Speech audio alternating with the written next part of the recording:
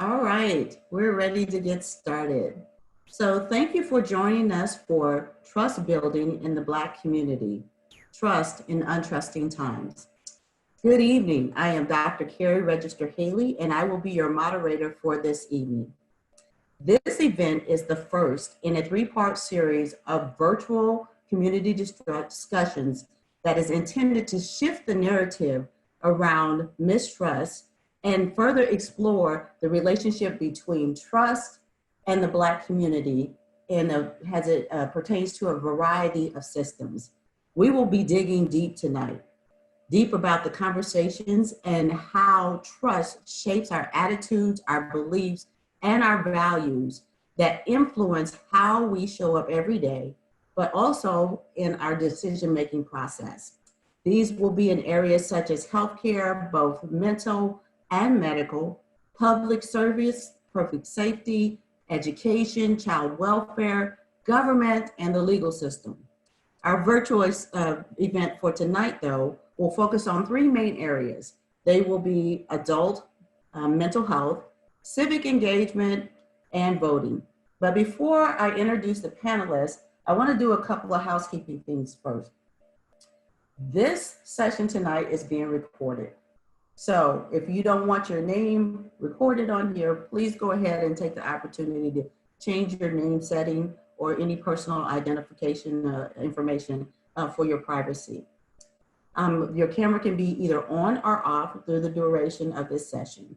Now, if you're new to Zoom, there's a toggle feature right up in the top. If you just take your cursor or your mouse and move up to speaker view, you could change it from speaker view, which will be only the person who is speaking currently, and you can take it to gallery, which will give you a thumbnail of all the participants that are on Zoom. It's your preference to set it how you would like. Also, we have muted everyone, so we're asking that if you have a question or a comment, please feel free to fill up the chat box. We have several team members who are monitoring the chat box. So if you have a question that is pertinent to one of the topics tonight, they will funnel it to me so that we can ask it of the panel members. And hopefully if we have some time available at the end, we will be able to allow for unmuting of the virtual floor to ask questions, and that will require you to raise your hand. There's a raising your hand feature, and then I will be able to unmute you.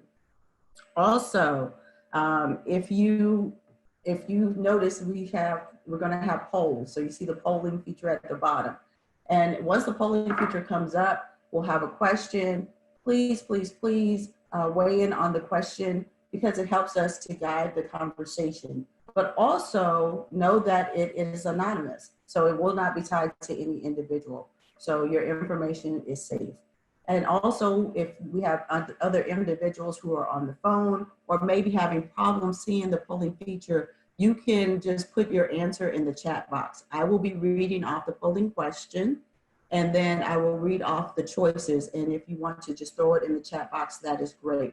Also, if you want to weigh in on whatever your selection is afterwards and put a comment in the chat box, that would be great too. Now, at the end of this event, we are going to have some resources that are available to you for further researching or reading. And don't worry if you're not able to pull them down, because you'll be receiving an email from us tomorrow that will actually have the survey for tonight's event along with the resources in it. So please don't fret about that. And we are asking you to please take 5 minutes out of your time to fill out the survey. It is very, very important to us. As I stated, we will have some additional sessions at the end of October and one in November. In order for us to do what we need to do to get you the right information, we need you to fill out and give us some feedback on, and tell us what we need to do better on, because that's helpful also. Now that I have the housekeeping out of the way, I'd like to formally introduce myself. My name is Dr. Carrie Register Haley. I am currently the Health Committee Chair for the Northern Virginia chapter of the National Coalition of 100 Black Women.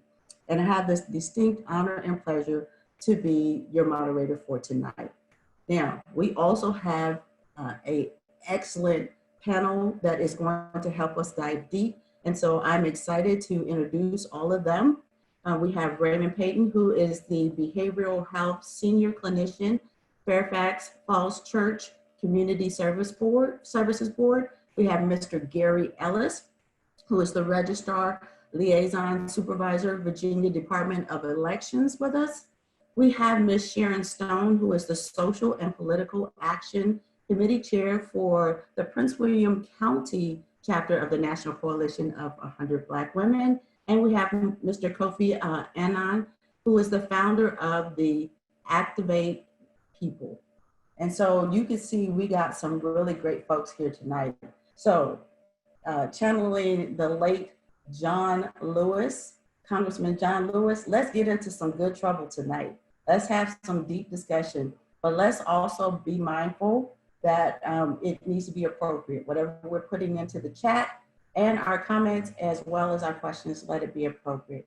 Now, with that being said, I want to ask each one of our panel members to come on and first tell us what motivates you to do this kind of work. And then second, your definition of trust. So take 3 or 4 minutes to do so. I will start off with Raymond. All right, good evening. Well, let's start with purpose. Mine is very simple, but very important at the same time. Initially, when I got into this field, it was about things I saw in my environment. There were people who had mental illness that were not receiving treatment, and I didn't know what resources were. I didn't know who to turn to. I knew it was there. I knew it was prevalent. I knew drugs were in my community. I knew these things were there, but I didn't know, there was no pipeline to get the assistance that people needed. So environment played a part. More so nowadays, I would say purpose revolves around family.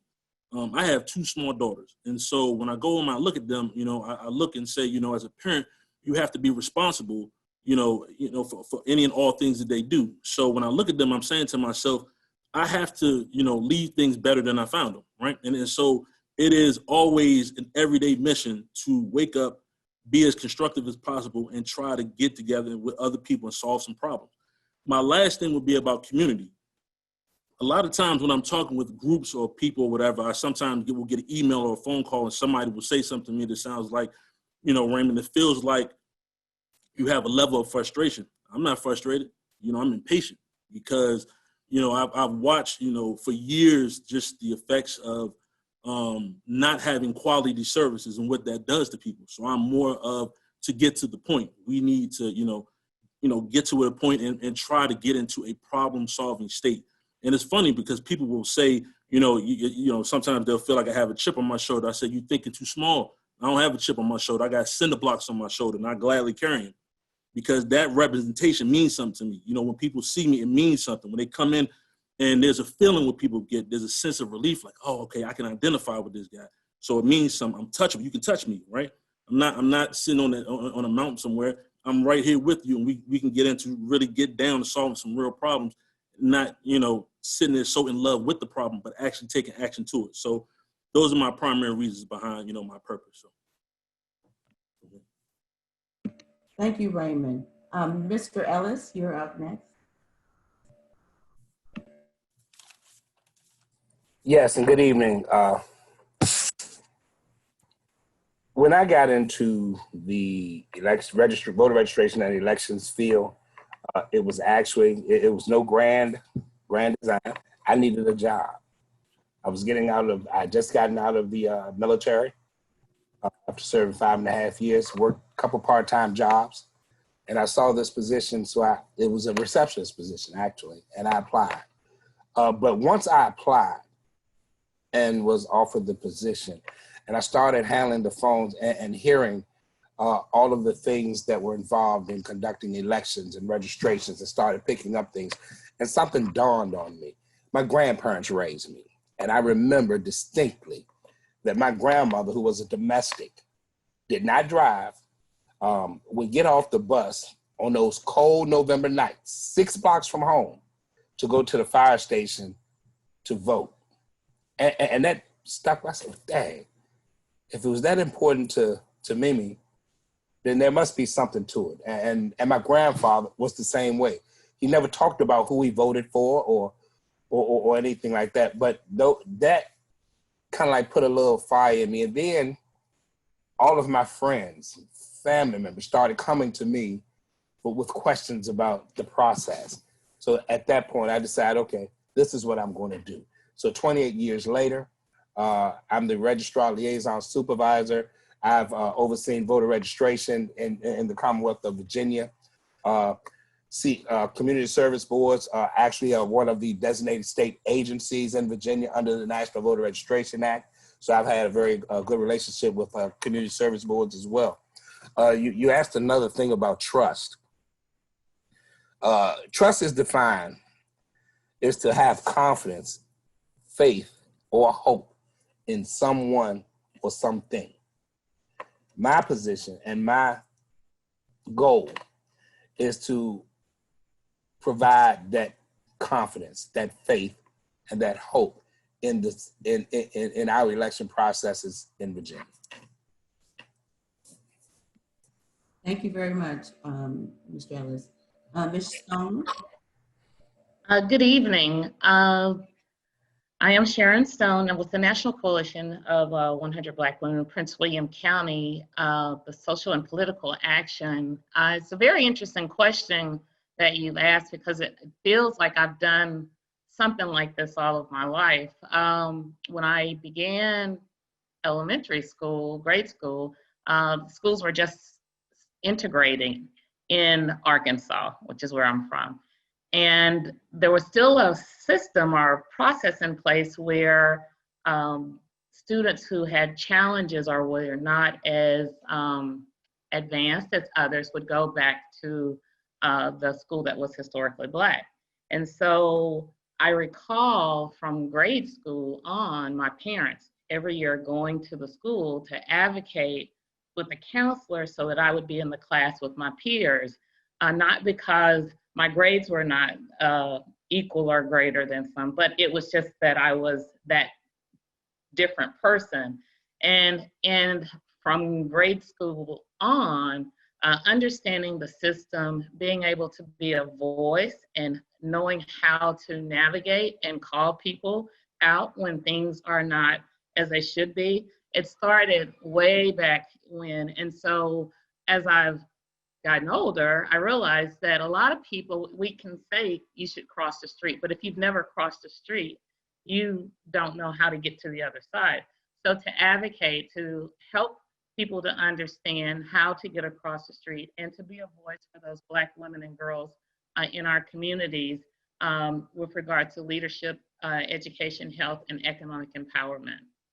And trust is, as Mr. Ellis defined it, but in advocating, my trust and hope is that holding our representatives, wherever they are, accountable, using the system, however it is designed, to understand how to navigate and advocate for that change. We can do a lot of things, but if we don't understand the power of a vote or understanding to vote the entire ballot, how the system works, you can't advocate for change. And so that's what trust is to me. Thank you. Thank you very much.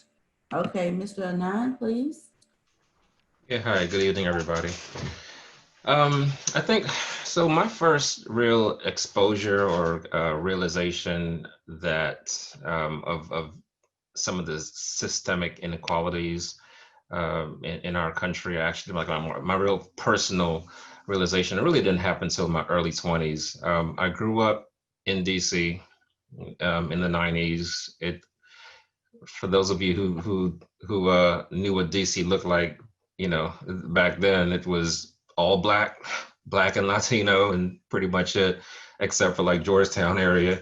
And I didn't know any white people. Everybody around me was poor. Everybody around me, was in a struggle, or there was a lot of crime, a lot of drugs. It was still, in the middle of the crack cocaine epidemic. And that was reality for me. You know, I lost a couple of friends, even as early as middle school, you know, through drug violence and gun violence. But honestly, you know, sometimes when you're living in a situation, you don't even really think about it. You don't even really realize just that there's another world out there. You don't realize just how bad things are. And that was life for me. So honestly, it wasn't until went off to college, and even like after college, I joined the army and went to Hawaii. Right, that was my first duty station, and I remember like one day, you know, like the first week I got there, I was sitting around the house, and it dawned on me like I hadn't heard a siren in a couple days. And it was like, wow, you know, it's like you know, there isn't crime and drugs and, you know, like this in everybody's neighborhood, and, you know, everybody's not going through these same things. And it's like, yeah, you know it. You know, if somebody was to ask me, you know, back then, I would say, sure, I know that, but you don't really feel it. It doesn't really impact you. And so the idea of doing something about it started to build in me, you know, around that time. But it wasn't until, you know, after I got out the army and settled back down in Northern Virginia, that it was around 2016. And it was around that time when police shootings and, you know, the camera footage of those things started to become a little more prevalent. You know, you had Philando Castile, you had Freddie Gray, and, you know, you had all these riots in Ferguson. You know, all these things were happening seemingly like on a regular basis. And I decided that, all right, I'm gonna get off of Facebook, and I'm gonna actually do something about this and try to pitch it in some way. I had never really done anything, didn't have any experience. So I joined the NAACP, and like 6 months later, I was like the president. Like, it's literally how it was. It was a very small, as you could imagine, it was a very small organization at the time. Literally less than like 10 people were like there at the meetings on a regular basis. But you know, I took it up, took the responsibility, and I was like, all right, I'm gonna just, you know, try my best and see what happens. And I just, you know, put in a lot of work. You know, I started doing more things, and literally just making it up as we went. You know, a lot of young new faces in there, and we started bringing in more people, and, you know, we had a lot of success. And so that was my first real intro into civil rights struggle and fighting for you know, police reforms and things like that.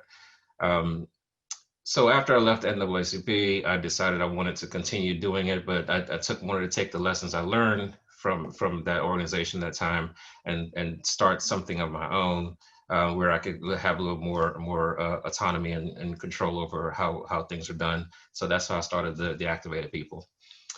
But yeah, I'm just driven to change. I'm just driven to, and I always think back to all the kids who were like me, who don't see themselves in another environment, who can't see past their hood, and that's what drives me to look out for that communities, to make sure that they have a better opportunities than I did.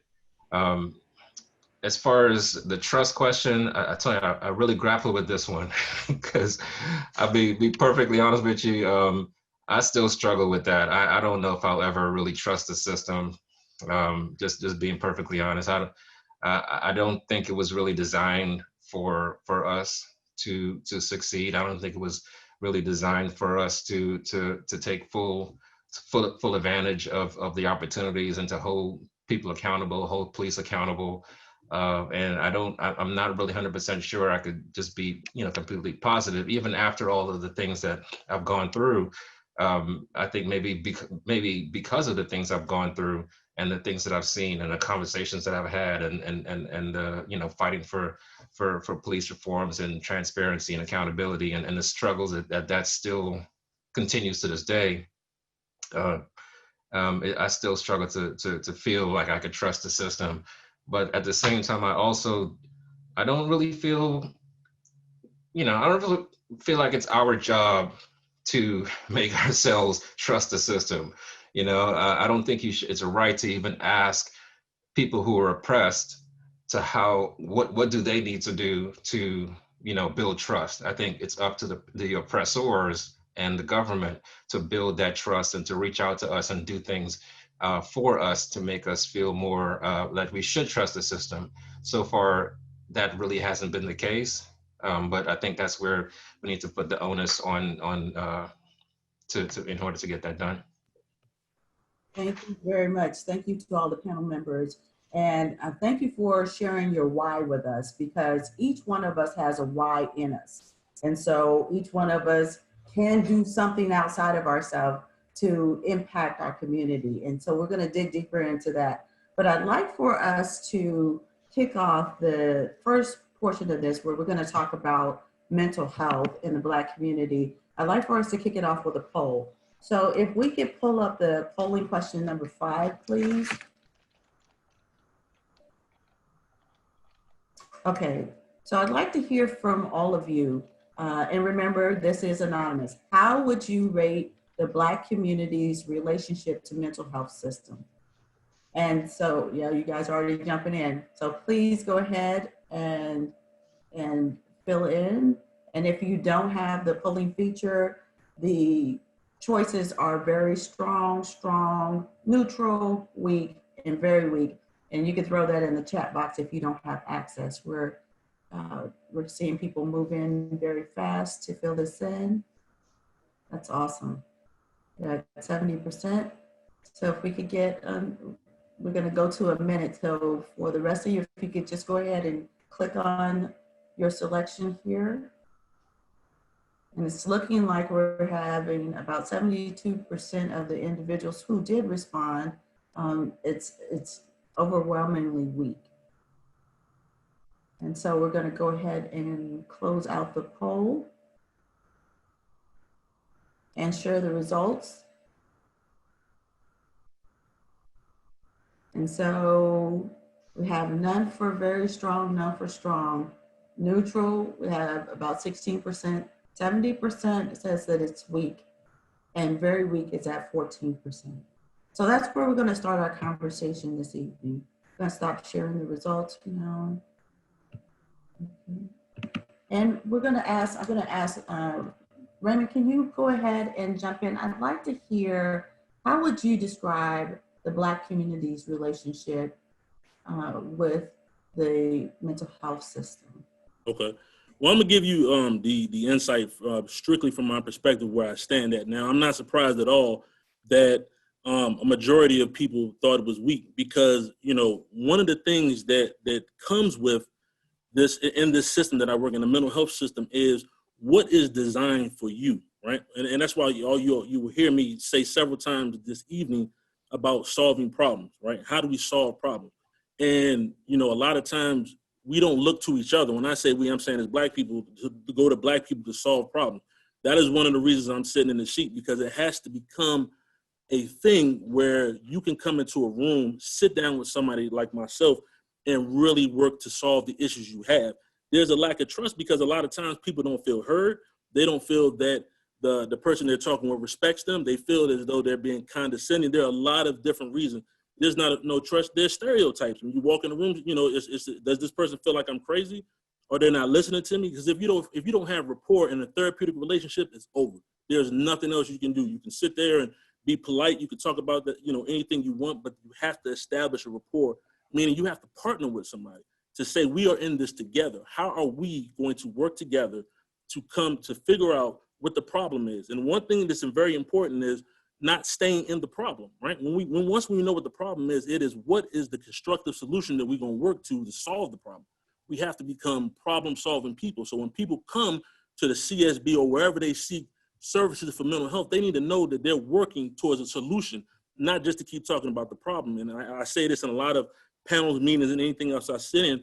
We fall in love with the problem, but we need to become people and train people and assist people to become problem solvers and give them the skill. Because once you give somebody that skill, they are now able to take that into the world. Because in my world, there's theory and there's practice, right? Theory sounds good. I went to school, I learned a lot of great theories or whatever. And I thought when I got out of school, that's how everybody was going to practice. It's not like that. Because when somebody comes to the room and they got a real problem, we got to have a real problem solving situation. It can't be, it's not, well, I feel as though, you should, do this exercise. No, look here, if somebody comes in and they saying, I'm depressed and I don't know if I'm gonna make it out your office, we need to get in the problem solving mode. Okay, what is the problem? What are we going to tangibly do to keep you safe? And you have to have comfort in the fact that I know what I'm talking about. Because that's another thing. It's like you don't trust, you're dealing with people, you're like, I don't know this person's background. What do I know? So when someone comes in, it's let's build that first. I don't even care if we don't get to the problem for a couple of sessions, because we have to build the rapport for you to trust that I know what I'm talking about. That does not always happen. I can tell you that from a professional standpoint. It is, people come in and they say, well, this person is here and you're more of a number, right? We got to treat each individual as each individual. And building that comfort, we can build the trust, right? I heard several people give the trust answer, lack of confidence. There's the issue. If you don't have confidence, you coming in to tell somebody your innermost personal feelings.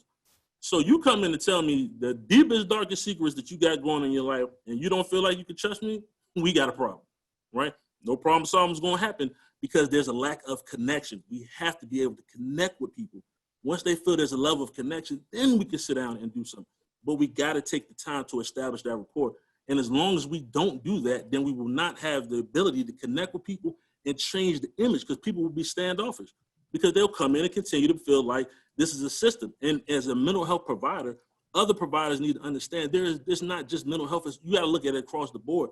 There's mistrust, there's distrust with the school system, there's distrust with mental health, there's distrust with the hospital systems, with the court, everything, right? So, you wanted to change, we have to build some level of transparency and really let people know that we are concerned and we are here to solve some problem. Yeah. That is why we have distrust. And that's why a lot of people on this call are feeling like it's weak. And that goes back to the question you said about why I do this type of work. So you can see me, because if anybody on the screen sees me and they say, this is a man who works in this field, you can see me, you can touch me, you can come talk to me, we can work out some problem. Whatever it takes to work out those problems, I'm here to do that. And so now you can say, now I know someone, right? My office is in Reston. I ain't worried about you calling over here. Come on, call. I'm right here. I work all day. Well, I'm actually at home right now, but I work all day. Someone put in the chat box that there's still a stigma with seeking mental health services in the Black community. Oh, yeah.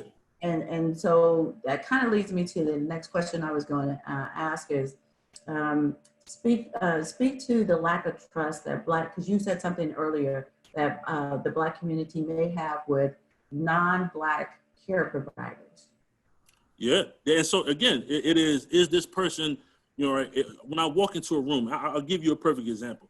You can come in, when people come into my office, you should see the relief on someone's face when they walk in. It's like, oh, thank goodness, right? Now, first, they're relieved because, they'll find that I'm Black. Second, there'll be some kind of, when I start talking, they say, listen, when I'm talking, you get a sense that I understand what you're saying, because I'm not here to tell you that you're wrong. I always tell people, I ain't here to tell you how you feel. I'm here to process how you feel and then work to help you make a constructive solution based off of that. When people have an understanding about that, you can do it, but it's not always that connection. My thing to people is, if you have an issue, I work for a public agency, right? It's a CSB. Now, it's one of those things where you're out here, you should ask the question. That's what we have to become better at. Ask the question, hey, is there, is there a Black therapist that I can see, right? You can ask the question. There's nothing wrong with that. People do it all the time. It's not saying that you have distaste or distrust, or that you won't receive services from somebody else, but you should ask the question, why not? And if there's not a one available, ask why not. Ask the question, it's your right, because they'll tell you all the time, you are a tax-paying citizen, right? As a tax-paying citizen, you should request the services that you think you want, right? And that will motivate the CSB and other agencies to bring in people who can help do the work, because people are looking for people who are familiar sometimes. It just is. We have a historical lack of trust with systems across the board. Also, I always tell people, don't look at it. Look at all the systems. We're speaking in terms of mental health right now, but in all systems across the board, we want to make sure that we are providing what people need, and they need to see people that look like them that can provide representation. Right? I always tell people, I work real hard, to work and get letters behind my name so I can provide the service. Because when people walk into the room, I want them to know that you in the room with a professional. Now, I'm a nice guy. Like, we can sit down and talk. I want you to feel comfortable, because if you're comfortable, we can do some work. But again, we're going to take care of the business. But if we cannot connect, And if we don't provide people with the people that they need to be in the room with, it will continue. And we have to be able to do that. We have to seek out professionals who are good at this. I ain't getting this to get a job. I got in this to be good. I want to be good. Now, good is subjective to whoever you talk to. I'm saying good is, my barometer of good is, did I help this person solve some problem? If the answer is yes, great. If it's no, then let me keep working on finding somebody else who could do a better job than me. But 9 times out of 10, I'll tell you, I'm gonna work with you till we come up with a constructive solution. That's what it's about.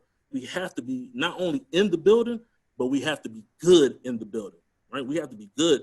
I didn't get into this just to say, well, I'm a therapist. I got in here to say that I can help people.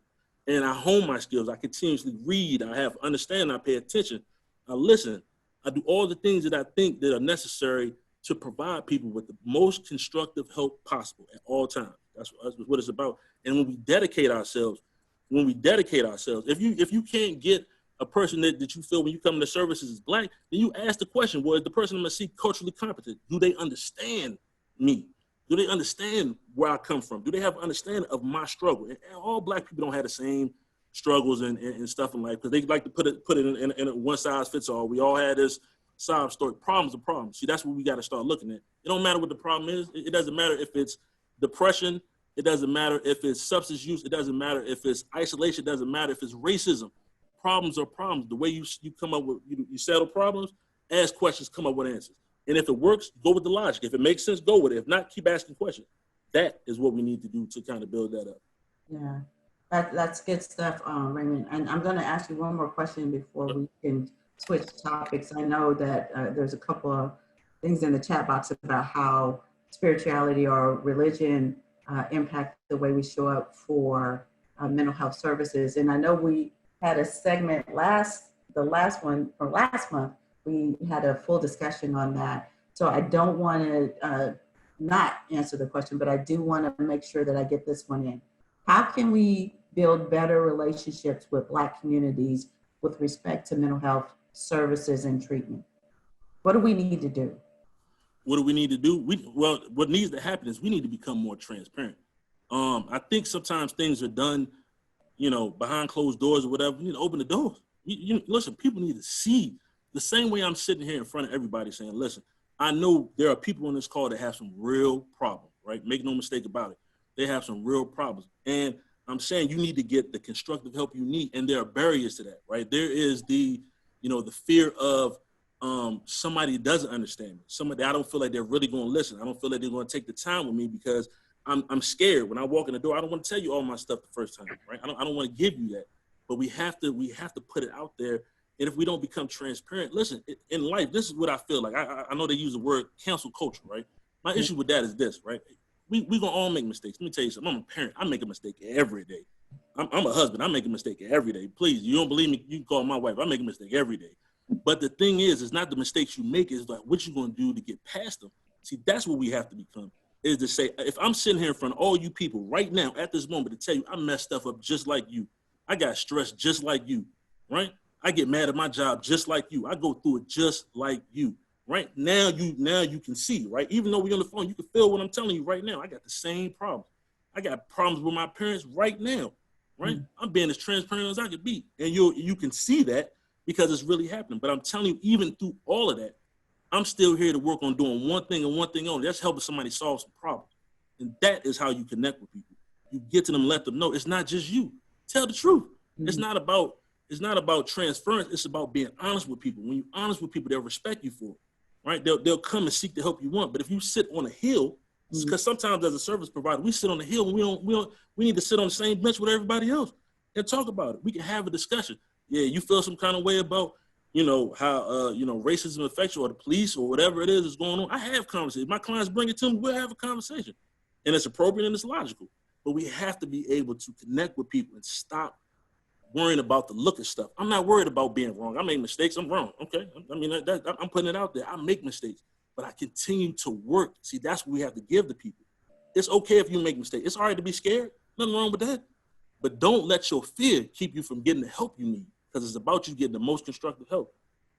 Listen, even if you're not in my building, if I can help you walk through the system or give you some assistance, I'm here, right, to help people, because that's what we have to make sure people understand. That somebody when I was young, I used to look around like and say, well, me and my brother, we used to to this day, I like superheroes and all that type of stuff, and Marvel movies and all that, Star Wars, I like all that. But as an adult in an adult world, ain't nobody coming through with a cape. Superman ain't coming in here, right? So why you here? Why you looking around for somebody to look in the mirror? And that's what I did. I'm sitting right here. I ain't saying I know everything, but I'm saying I know enough. And I'm reaching my hand out to people, say, listen, you need some help. I'm gonna help. I'm gonna provide you with the most constructive help I can give you. If I can't give it to you, then I help you get to where you need to be at. But that's what we have to become, more purposeful in our assistance of other people, so they know that you can't fake caring, right? You can't fake caring about somebody. You can't fake concern.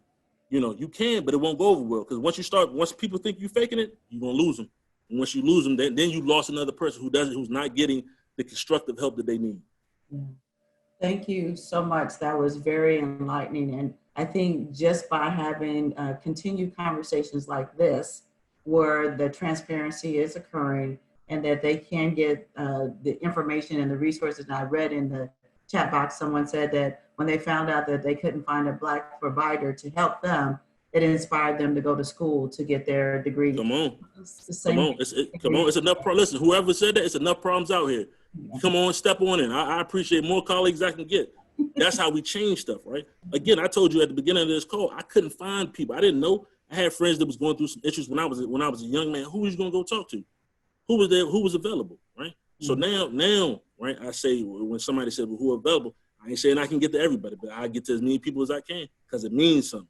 Yeah. It means something to be I don't run away from the fact of being a representative for people who look like me. I ain't trying to change that. I'm happy. I'm honored that I can sit in a room and sit down with some people.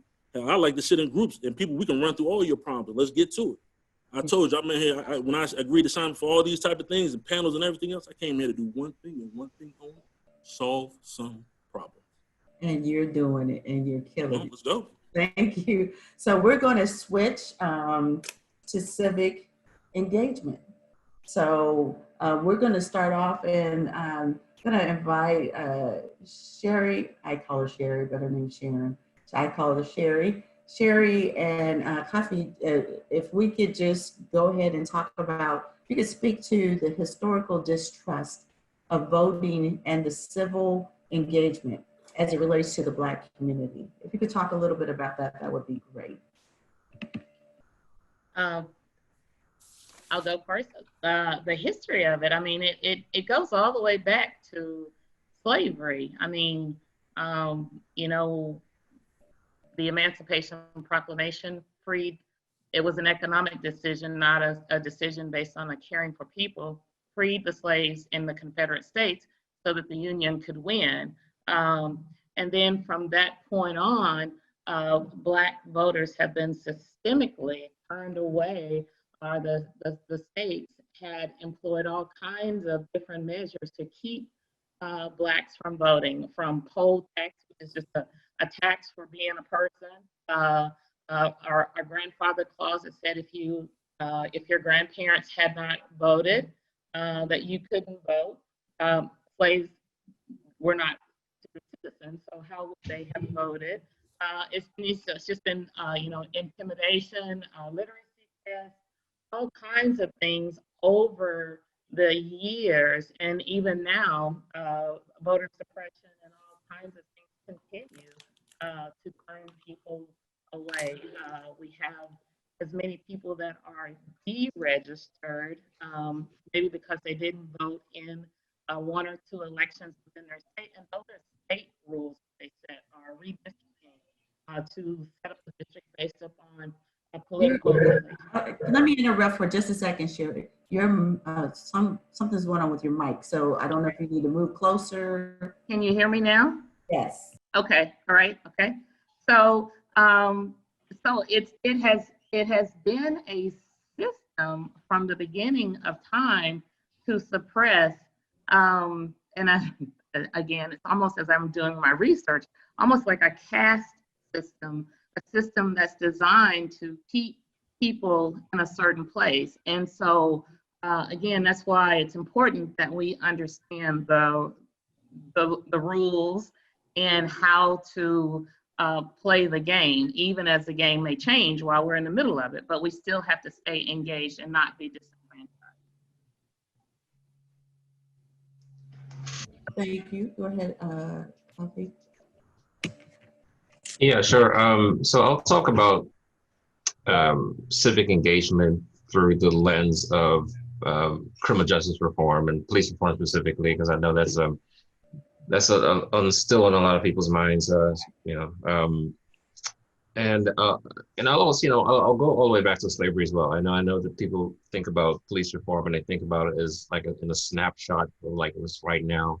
But I think a lot of people don't really quite understand that like nothing happens in a vacuum, right? Like police didn't just like show up here today. There's every organization, every profession, the history of that profession matters, and that the history is what you have to kind of pull that string to kind of see, well, how did it evolve into what it is right now, right? They don't just like wake up and like decide to police Black neighborhoods a certain way.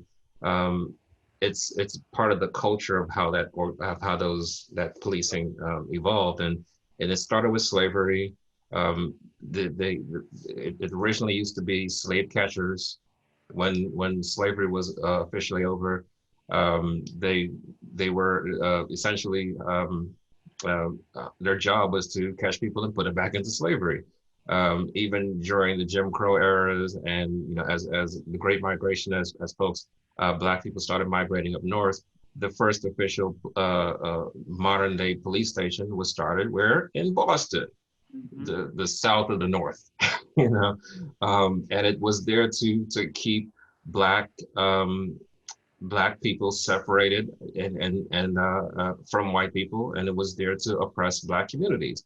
And you look at how it evolved. Like every time there's a influx of money into police station into the police, it came during the civil rights era, and that was and then when that was over, then there was a war on drugs, and there was another influx of police, and then that kind of kept going basically throughout the 70s, 80s, 90s, and so it was always intended to police Black communities differently, right?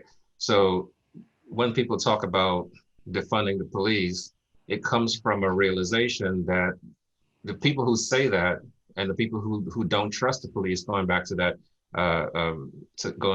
trust word, it comes from a place of a realization that these organizations were meant to police us differently. They get money, and they get the more money whenever we act up, whenever we riot, whenever we call for changes. And we see it even right now. There's going to be more police are actually going to get more money now and in the coming years than they did before all of these uprisings, right? Like that's just the cycle of how it works. It's hidden into things called community policing, and additional training and all this other stuff. But it's more money, bigger departments, and when those keep swelling, they never go back down, right? So that's kind of the history of kind of how we got here in a real quick synopsis. Now, as far as civic engagement, I think there is opportunities to get some positive change in some areas. Some areas are harder than others. So, for instance, I would say when it comes to training, they're always down for that, right? Because it's something that everybody thinks like, oh, well, yeah, they just need more training. But the police see it as a way to get more money, right? If it comes to more equipment, body cameras, they're down for that too. Again, it comes with additional money. And once you get that funding, well, you don't ever, no department ever shrinks their budgets, right? If anybody works in the government, you understand how that works. Once you get more money, you always want more money. You're going to use that every year. However, when it comes to things like police accountability, well, that's a whole different ballgame, right? So for instance, I'll give you an example. The reason you trust that when you get in an elevator and you hit that button, it's going to take you safely to the floor that you press is because the person who who designed that elevator and the person who installed it knows that if that elevator crashes, somebody's going to be held accountable, right? So you can have all the regulations in the world to say, well, this is how you're supposed to put it in, and this is how you're supposed to install it, and yada, yada, yada. This is how you're supposed to maintain it, and how you're supposed to be trained to do it. But what really keeps that elevator working safely is the fact that somebody's going to get sued. Somebody's going to go to court. Somebody's going to go to jail, and if it fails, then somebody dies. That's not the case with police. Police could basically do whatever they want, and there's no accountability, right? And so when people are calling for qualified immunity to end, qualified immunity basically is the thing that lets police get away with whatever they want, because, and that's the accountability measure. Because as we've seen over and over, getting criminal charges, even in the most blatant of circumstances, is very hard, and it often escapes us. The justice system does not treat police the same way on the criminal side, and there's no financial repercussions as well on the civil side. And so that's one of those areas where you ask me, are we ever gonna get it?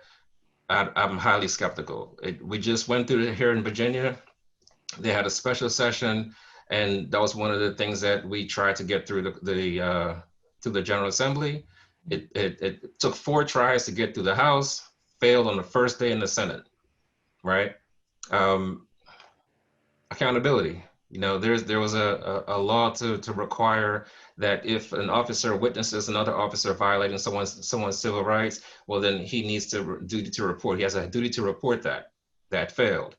Those are the types of things that you expect to see happen, but it doesn't. And I'm not really sure what the answer is. I just don't think that there's enough political will on either side of the aisle. Not to get too political here, but it is the reality of how you get things done. And that's the civic engagement piece, right? Like, so I'm saying, like, when it comes to training, those types of things, even regulations saying what they can and can't do, banning chokeholds, doing this and that, the other, I think there's room to engage directly with our political leaders on those areas when it comes to accountability. And those measures, those things just always slip through the cracks. Yeah, I think, and that's critical, because a lot of what you said, if for anybody who's want to hear, get some more research on this, The New Jim Crow is a really good book that outlines a lot of what you just talked about.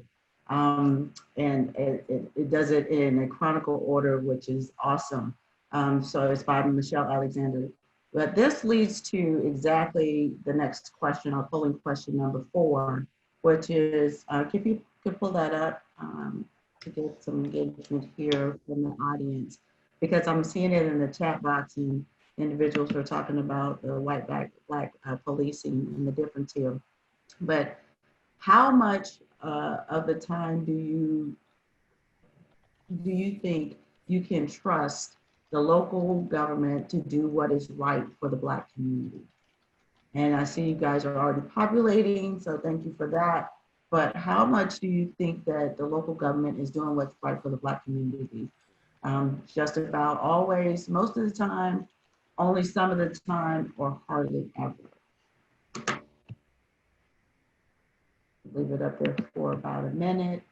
We have about 35, 37.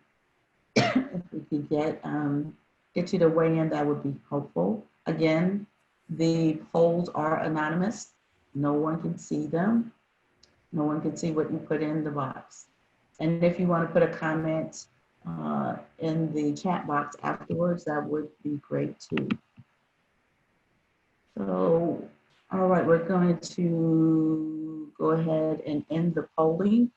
If we could end the polling and show the results. Only some of the time, and hardly ever. We didn't get just about always. Most of the time it was 6%. So that's really not great for the community. And so that leads to the next question, which is, speak to the obstacles that prevent fuller involvement in the Black community in making local decisions. What do we need to be doing? Why aren't we able to make decisions at the local level? I'm going to stop sharing the results. So, and anyone can weigh in from the panel. I think it goes back to even what Raymond had said, you know, not seeing someone who looks like me to be able to understand my journey and how I am the plight, you know, that police brutality doesn't exist because it doesn't exist in certain communities. Um, and so people feel disenfranchised. They don't feel that there's a voice uh, to advocate on their behalf. And so then we take matters in your own hands. And then we see that daily. And so I think those are that's just one of the areas of why we're not engaged in local. You know, democracy requires everyone, and then people who do not feel like they're being impacted don't show up. They just are bystanders. And if you're not part of the solution, you're part of the problem. Yeah. I also think, if I could just add to that, I think part of it too is that the presidential elections, basically, you don't even have to try to figure out what's going on with that, right? Like it just comes to you, like it's on your phone. It's you turn on the TV. It just those things are, you know, they're always there, right?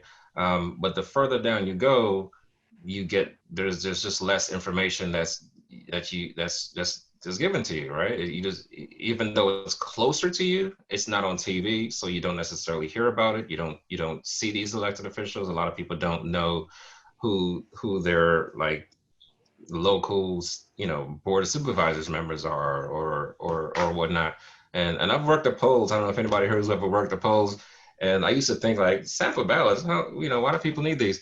But then there are a lot of the people who will walk up to you and like, give me that sample ballot. Who's running? You know? So a lot of people just really don't know anything about what's going on locally, even though that's what actually affects their lives the most, right? That's who determines like there's what's going on in their schools. That's what's going on with potholes getting fixed and, you know, all that other stuff, the police. And, you know, a lot of people don't even realize that when that even as we're marching for police reform, that a lot of this can't actually be done by their local government because local governments control police.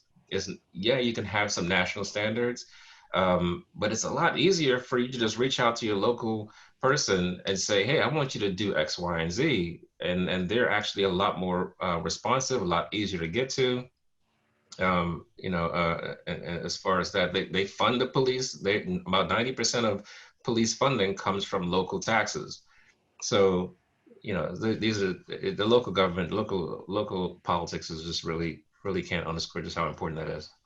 It is very, very important to write, to stay in contact with local representatives, to hold them accountable, and then vote. Every election, I don't care how small, vote, and understand the position and what's at risk. Yes. Yeah, and I think that's critical. And we're about to go into that next segue, but before we do, we're going to talk about voting. But before we do, I'd like to speak to some additional strategies to help build trust with the Black community to increase voter turnout. How do we do that? What are we going to do to increase the voter turnout? Because you talked about we need people to vote in all elections for the local stuff. How do you increase that? Because we know that that's an area we suffer with. I know. No, go ahead. Okay, I know that one of the things that I've been doing, especially in this virtual environment, is hosting Zoom parties just to talk about what's on the ballot, to explain, because people know who's running for president. They may not know who's running for Congress. It is the president has executive power, but Congress makes the laws.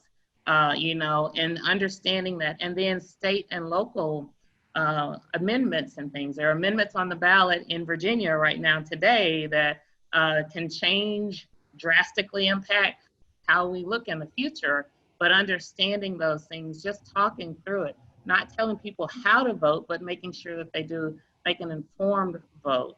Mm-hmm. Absolutely. So someone just put in the chat box, you may not get everything you want by voting, but you can lose everything if you don't. That is so true. That is so true. Yeah, thank you, Jeanette, for that. And I want to do one more poll question before we move on to voting, because since we've been talking about this, I want to do question number 1 on the civic engagement. If we could quickly pull that up. How much impact do you believe your community has in making Fairfax County a better place to live? And so it's no impact at all, small impact, moderate impact, or big impact.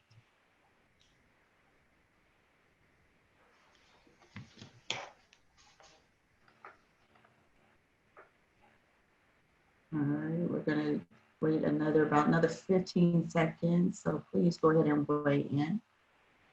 Right now, moderate impact is the high number. Small impact is also. It said, so someone put in the chat box, not Fairfax. So if you could maybe expound on that a little bit and tell me what your thoughts are on that in the chat box, please. That's Williams.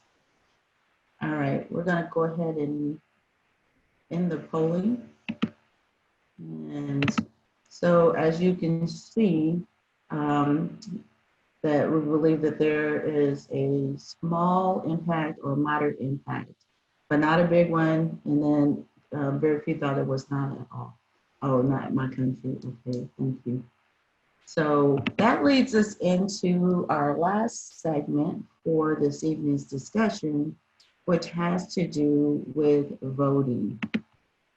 And so I know we shouldn't do back-to-back polling, but I'm going to do it anyway. So I'm going to ask the question number 2 on the poll.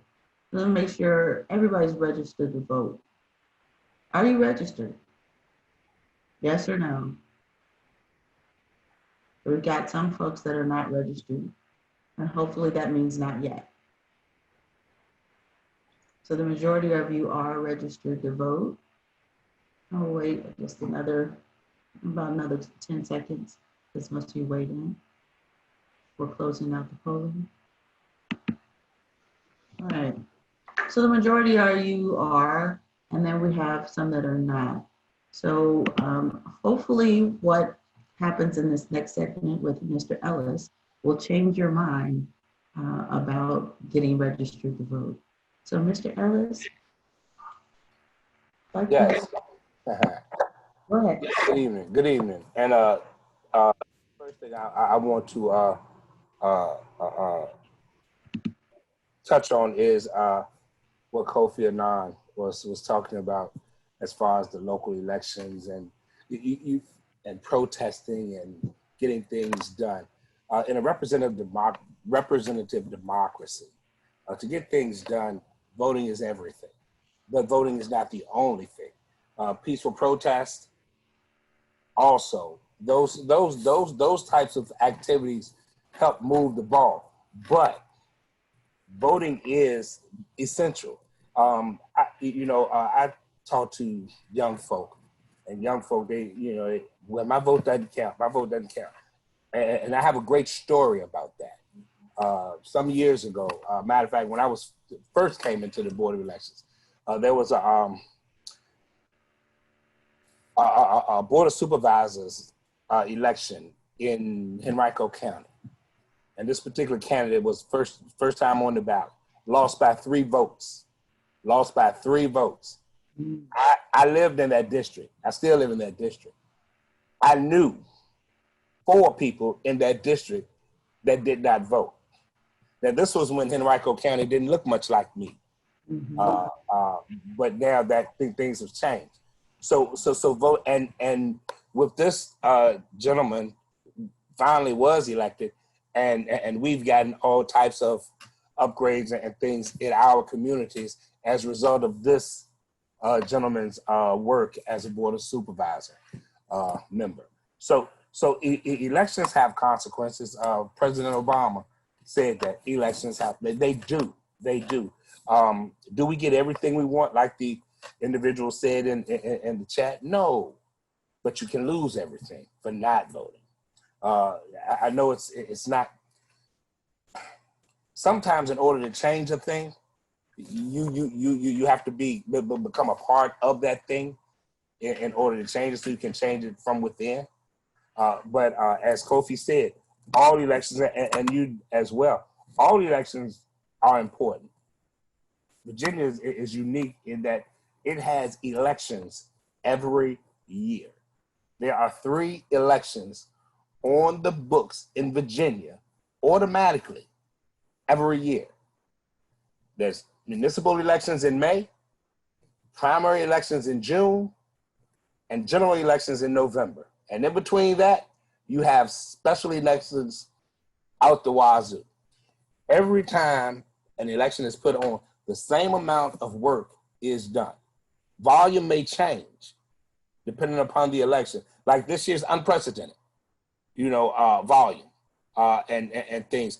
And a lot has to do with interest, but a lot has to do with the foolishness that's going on that's being said as well by certain folk.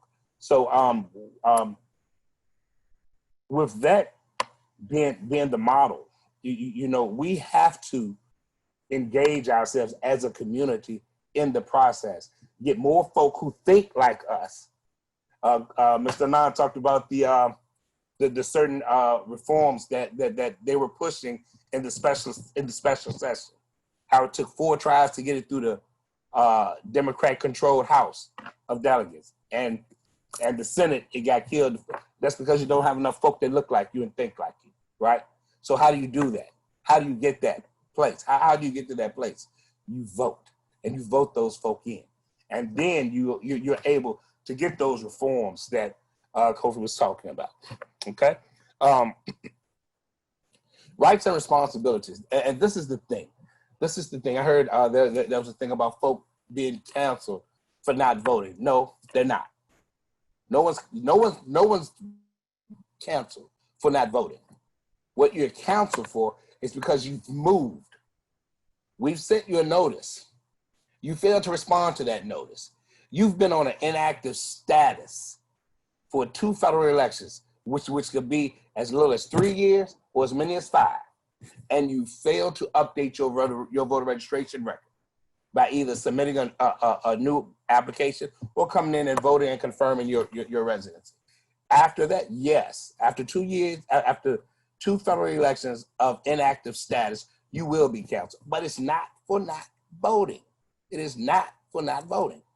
It is because you have moved and you did not do what you are one of your responsibilities is as a voter, and that's to notify your local registrar's office that you have moved, so that you can now be placed in the appropriate precinct. Okay, so that's a responsibility of the individual. We are famous. We move.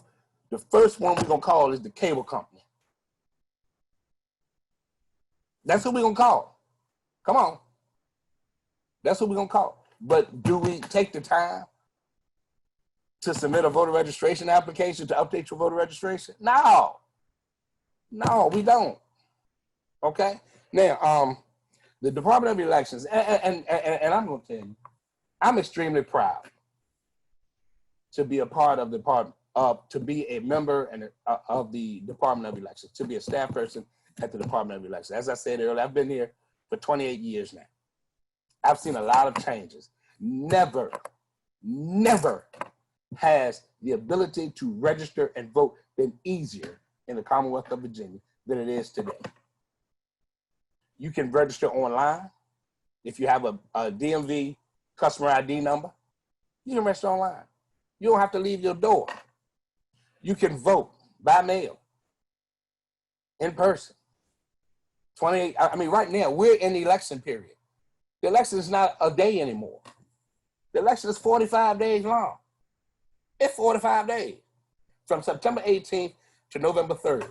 And then if you want to add the 3 days afterwards, it's 48 days.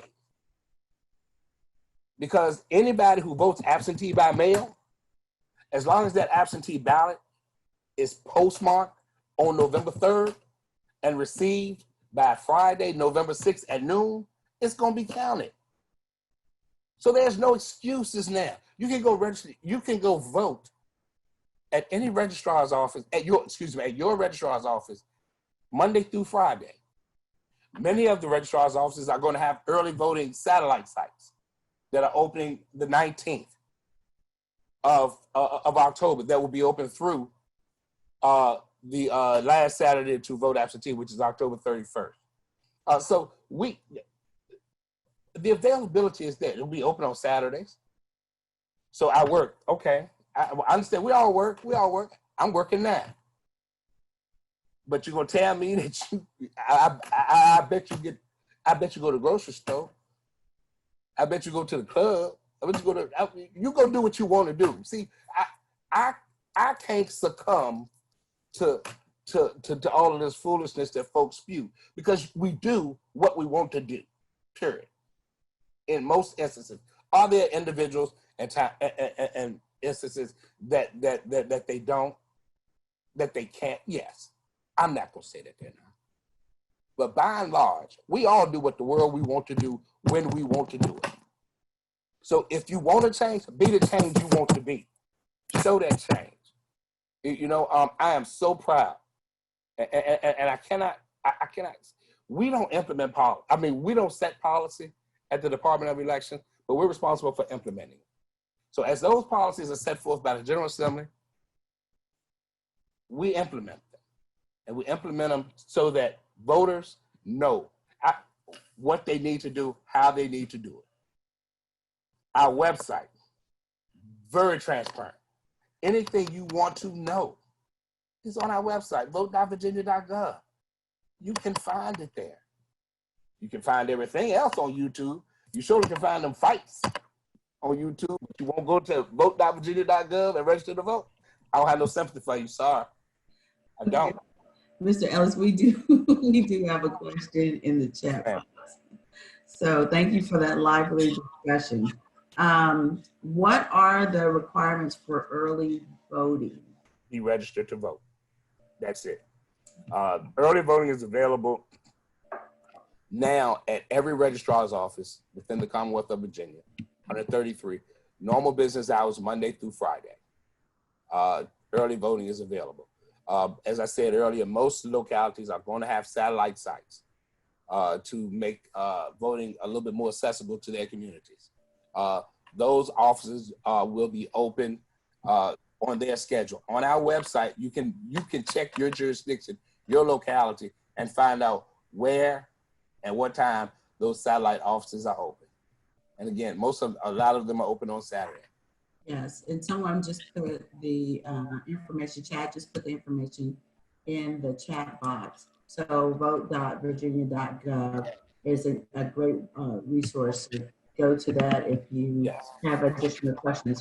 I'd like to ask you also, Mr. Ellis, or any other panel members, well, this one specifically, speak to the reinstatement of voting rights of offenders. I know it's passed, but I'd like you to speak to that.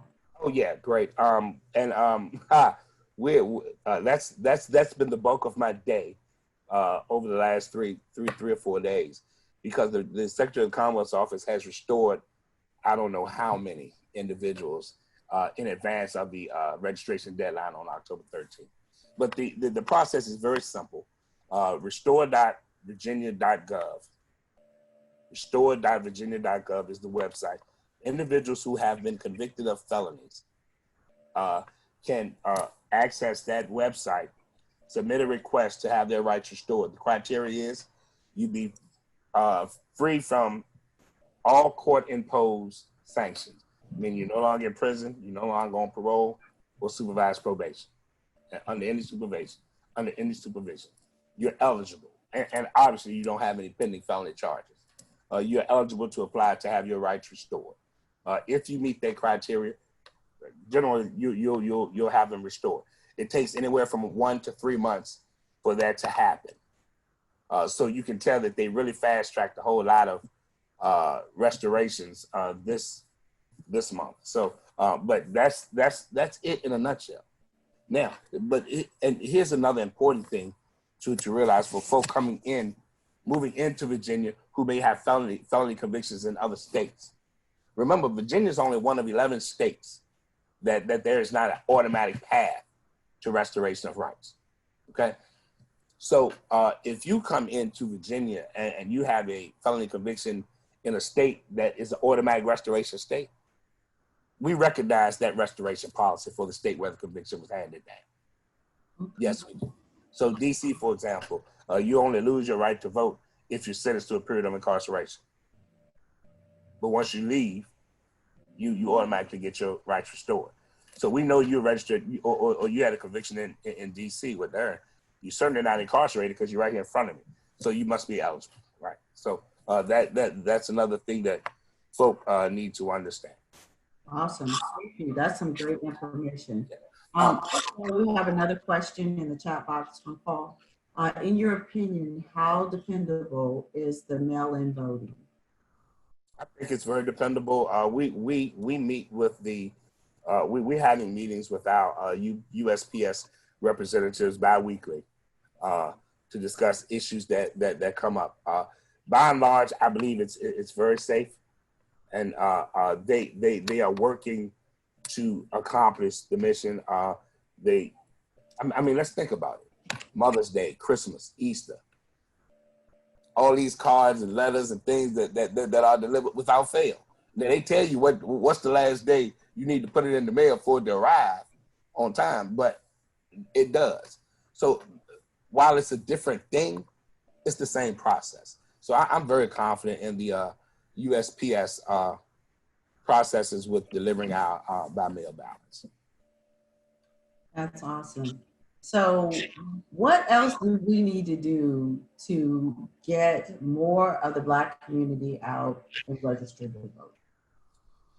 I think what we need to do is make them understand how important it is to them.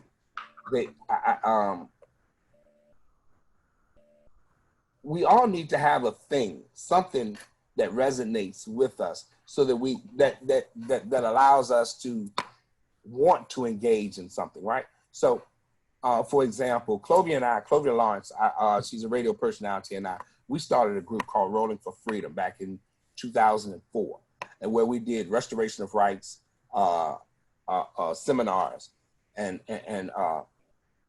what do we call them?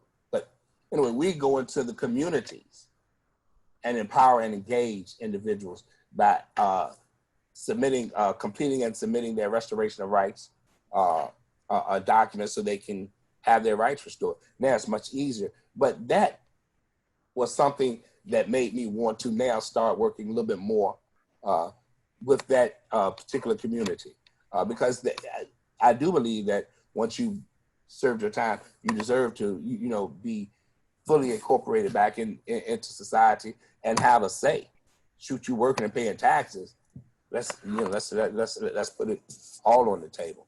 But I think in order to engage folk have to have a reason to feel, that we need to do something about that. Yeah, it has to be a more personal story. Like, are your kids getting mistreated in school? Well, you need to be voting at the school board election. So you need to have some personal tie to that in order for that to be real for you. Just one more thing before, because we're right at time to close out. Someone has an open mic. I don't know. But right before we close out, there was another question in the chat box. I believe you answered it earlier, but if you could just repeat about having paid all of your card costs and everything, you can't have anything outstanding. Right. Governor McAuliffe, remember that the Constitution provides the governor with sole responsibility of setting criteria for restoration of civil rights, all civil rights with the exception of the right to bear arms. So the governor sets it. The only thing that's mandated is that it be an individualized process. But Governor McAuliffe, when he set his process, his criteria, he removed the requirement that individuals have to pay their court costs and fees as a prerequisite to restoration of rights. Doesn't mean that you're not responsible for paying those, because you still are. Mm-hmm. But it's no longer a barrier to our individuals' ability to have their rights restored. Governor Northam really just bought in and really accepted Governor McAuliffe's criteria, because it was a criteria that basically was fair to all and easier to attain for those ex-offenders. Awesome. Thank you so much for that. That was very, very informational. And I like when we end on a factual note so people understand what their rights are. So with that, we are 10 minutes out from closing. So I'd like to ask each one of the panel members, just take 1 minute and sum up, where do we go from here? What do we need to do next? So I'm going to ask Mr. Raymond there to go ahead, because you kicked us off, so go ahead and kick us off with this one. Okay, now you know I'm long-winded now. No, 1 minute. No, I'm just playing. 1 minute. All right, 1 minute. I'll get you in. And what can we do from here, right? What we need to do is one thing that I suggest in any meeting I sit in is, like, when I say about having a constructive solution, that means what are we going to do? Because a lot of times, right, there's a lot of slogan talk, right? That's what people have to, we got to know the difference between, what we an actual action plan and just talk. Because like we say, when like I hear people use terms like we got to take care of business. Well, how do we do that, right? 1 through 5, what's your bullet points, right? Step 1, we need to do this. Step 2, we need to do this. When we talk about holding people accountable, what does that look like? How do you hold people accountable? So when we talk, we need to be specific and purposeful in our conversation, right? When I'm saying about transparency, I'm saying like a tangible thing. Let's say you got the people on this call and somebody says, well, look, I really want to work on solving some problems, but I don't know, maybe I can just be a part of a group or something like that where I can learn to do something. Fine, give me a group of 30 people in a Zoom room and we can get started. And we can go through, the process of, because there's a process in problem solving, right? There's a process to it. Meaning like, step 1 is what do you want to do? And I'm giving this information for free, one time only. Step 1, what do you want to do, right? When you think about how you want to, what is it that you want? Part 2 to that is why. Why do you want? You asked us about the why. That's a part of problem solving. Why do you want to do something, right? Why? The next thing you have to look at is how. How specifically? How is the doing? How action? I am going to change my life, all right? And give you a perfect example with the how, all right? I love to eat good food, right? But I'm of the age where I need to stop that, right? I love Popeyes, Pizza Hut, and all these great places and do whatever. But is that going to help me? No, because that's not going to get me. What do I need to do? I need to stop that, right? Because even though I don't love salad, but I'm going to eat some, right? Because the salad is going to get me the constructive outcome, which is 4. So it's what do you want to do? Why do you want to do it? How? How is the most important, because it's what you actually want to do, right? We could talk about problems, but how are we going to solve them? If you don't remember anything I said on this thing tonight, how? Get into doing stuff. Listen, I'm all for people. Look, we can march, we can scream, we can do whatever. But whenever you when you set to do something, always know number 4. What is the constructive outcome that you're looking for? Everything should have purpose, right? Constructive outcome. You're voting for what, right? You're voting to get an outcome. You are, marching in the street. You march in the street for what? You should know that before you put your shoes on to walk out the door. So always be purposeful in your movement, right? Figure out what you want to do and work towards constructive, not just problems, constructive solution. And I think that's about it for me. Thank you very much, Raymond. Ms. Stone, thank you. 1 minute, please. Okay. I say stay engaged. Once you, again, as Raymond said, know what, why, and how. From a civic engagement and voting, stay engaged. Know the voting deadlines. We've given information to check your status, where to vote. Vote early. I mean, I voted early when they first opened the polls. It only took 5 minutes. There was no one there. Make sure everyone who's eligible that knows how to vote, and vote the entire ballot. Be informed before you go. Change the Senate, and we can get things done, state and locally. So just consider working the polls. I know that's an eye opener too, to see who shows up. But staying engaged, stand for something. Stand for something, or you'll fall for anything. Thank you very much. Mr. Kofi?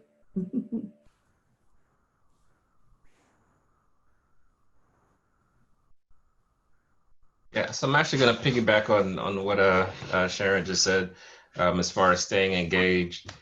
So yeah, vote, vote, vote, vote, gotta vote. But then there's always the day after the election. You know, you think about it this way. Like I like to think of the elections as like almost like a job interview process, right, or a hiring process.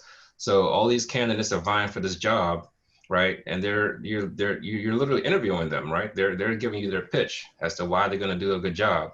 Now they get hired. You know, we collectively select them, but now we got to tell them what we want them to do, right? We got to give them some objectives. And so, you know, it's just like if you had an employee, if you just hire somebody and then you just walk away and then come back a year later, but like you ain't, you know, you didn't do what I wanted. Well, did you tell them what you wanted to do? You know, so you got to go back to them after the election, engage with them, making sure that you're telling them what you don't let them tell you what they're going to do. You tell them what you wanted them to do. They work for you, right? So stay engaged, go to all those little town hall meetings, learn about, you know, we talk about the local stuff. There's like, I don't know, like 100 different committees just in Fairfax alone. A lot of people don't even know about them, but there are a lot of vacancies on these committees, whether it be public safety, whether it be library, you name it. There's a committee for everything, and there's a lot of information that you could learn just by sitting on some of these boards. And a lot of times, your local district representative, um, they're looking to fill these committees. So they're just sitting there faking a lot of time, and there's a good opportunity to learn what's going on about the thing that you're interested in, and get engaged, and to kind of stay engaged that way. Don't assume that politicians know what your problems are or what the solutions are. You know, they're there to represent you. So tell them how you want to be represented, right? They don't know you. A lot of them don't look like you. A lot of them don't think like you. Don't come from your backgrounds. A lot of them were born wealthy, got, and you know, businesses and this, that, and the other. So don't assume that they have solutions just ready made for you. Awesome, thank you. And we will round this out with Mr. Gary. Your 1 minute. Thank you, thank you. And first, I want to thank you all for inviting me to this to sit on this panel. It's been very informative for me, in a way.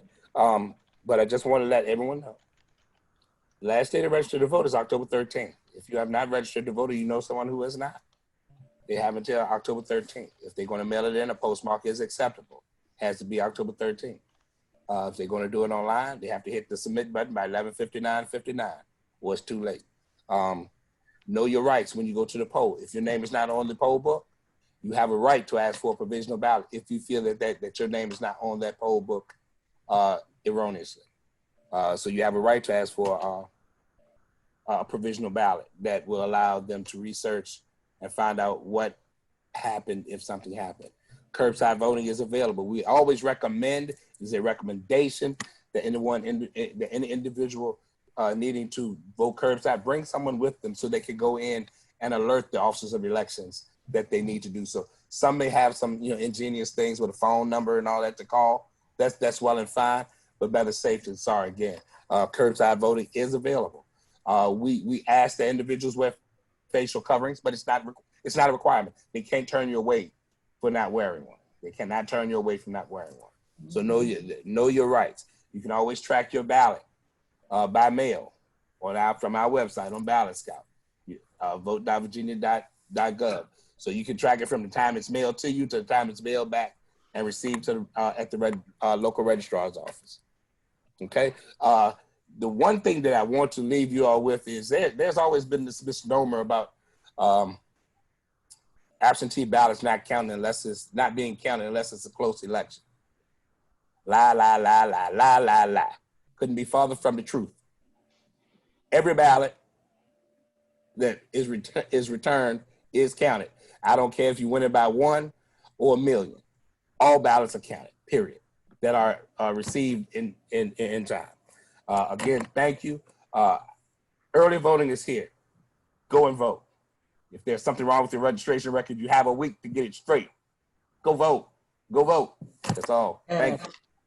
Thank you. Thank you to all of our panel members. Now we are right at 7:30. So I am not going to belabor this. I'm just going to say we're going to put up some resources on the screen. There's a number of resources available to you. As stated at the beginning, these resources will be sent out with the survey. Please take a few minutes, less than 5 minutes, to fill out the survey so we can understand what you liked about tonight, what we need to change, and something else that you're interested in so that we can make sure we cover it in our upcoming sessions. Our next two sessions are going to be Thursday, October the 29th at 6 p.m. That conversation will be on trust and youth, mental health, child welfare, education, and juvenile justice system. And then we will also have our last session, which will be on Thursday, November the 19th at 6 p.m. And that conversation will focus on trust, engagement with professionals in mental health, medical services, and law enforcement. So you don't want to miss either one of those events. And we will be looking for you to return and ask some more great questions. Thank you for attending tonight's Trust Building in the Black Community, Trust in Untrusting Times, which was presented by Fairfax County Department of Family Services and Fairfax Falls Church Community Services Board in partnership with Fairfax County Public Schools and the Northern Virginia chapter of the National Coalition of 100 Black Women. Thank you and have a fabulous evening, and we will see you in a couple of weeks.